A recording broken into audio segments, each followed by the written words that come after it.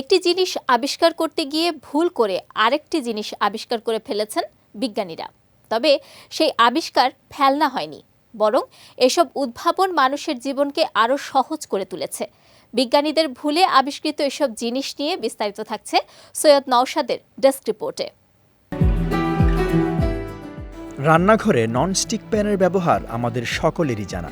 এই আবিষ্কারের পেছনে বিজ্ঞানী রয় প্লাঙ্কেটের অবদান রয়েছে। তার আসল উদ্দেশ্য ছিল উন্নত মানের ক্লোরোফ্লোরোকার্বন তৈরি করা, কিন্তু এর পরিবর্তে উচ্চ গলনাঙ্ক বিশিষ্ট পদার্থ তৈরি করে ফেলেন তিনি। এই নতুন আবিষ্কার কী কাজে লাগতে পারে তা ভাবতে গিয়ে বানিয়ে ফেলেন ননস্টিক প্যান।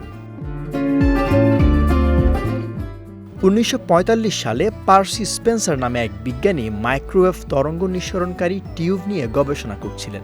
গবেষণা ভুল পথে এগুলেও স্পেন্সারের এমন যন্ত্র বানানোর কথা মাথায় আসে যার ভিতর কোনো খাদ্যদ্রব্য রেখে গরম করা যাবে। এই পদ্ধতিকে কাজে লাগিয়ে মাইক্রোওয়েভ ওভেন বানিয়ে ফেললেন বিজ্ঞানী পার্সি। স্পেন্সার সিলভার ভেবেছিলেন তার গবেষণাগারেই একটি আঠা জাতীয় পদার্থ তৈরি করবেন, কিন্তু তিনি এমন এক থকথকে পদার্থ তৈরি করলেন যা খুব আঠালো নয়। জিনিসের সঙ্গে আলগোছে লেগে থাকলেও সামান্য টান দিলেই তা খুলে বেরিয়ে আসে।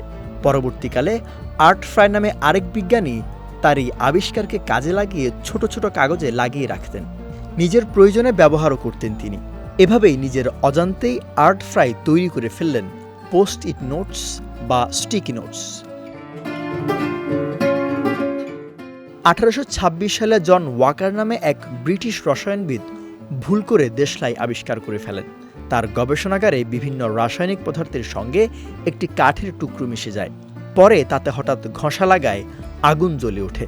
এই ঘটনা দেখে তিনি দেশলাই আবিষ্কারের পরিকল্পনা করেন।